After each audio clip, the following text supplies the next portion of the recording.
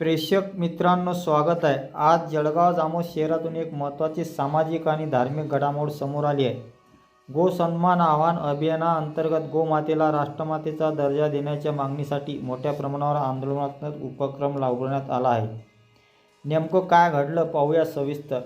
मिळालेल्या माहितीनुसार 27 एप्रिल रोजी जळगाव जामोद येथे गो सन्मान आवाहन अभियान राबविण्यात आले. या अभियानाची सुरुवात गोपालकृष्ण गोरक्षण संस्थेमध्ये गोपूजनाने करण्यात आली. यानंतर विधिवत पूजा करून गोमातेचे आशीर्वाद घेण्यात आले आणि भजनी मंडळीच्या उपस्थित गोशाळेमधून उपविभागीय कार्यालयापर्यंत शोभायात्रा काढण्यात आली. त्यानंतर उपविभागीय अधिकारी यांच्या माध्यमातून देशाचे राष्ट्रपती, राज्यपाल, पंतप्रधान आणि मुख्यमंत्री यांना निवेदन सादर करण्यात आले. सादर करण्यात आलेल्या निवेदनात नमूद करण्यात आले की गोमाता ही भारतीय संस्कृती, धर्म आणि कृषी परंपरेचा महत्त्वाचा भाग आहे. तिला राष्ट्रमातेचा कायदेशीर दर्जा मिळाल्यास गोरक्षणाला चालना मिळेल, गो आधारित शेतीला प्रोत्साहन मिळेल आणि ग्रामीण अर्थव्यवस्था अधिक मजबूत होईल.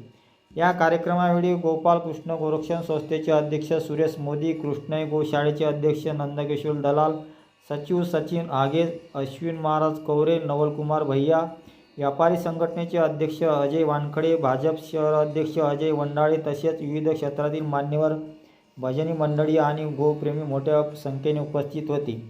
या निवेदनानंतर संबंधित प्रशासन आणि शासन स्तरावर पुढे काय निर्णय घेतला याकडे आता सर्वांचे लक्ष लागले आहे.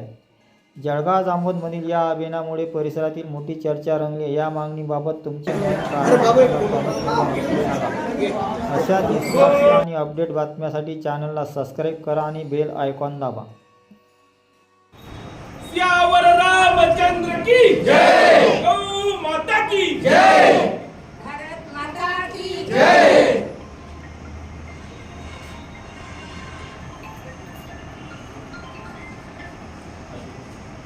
याना भाऊ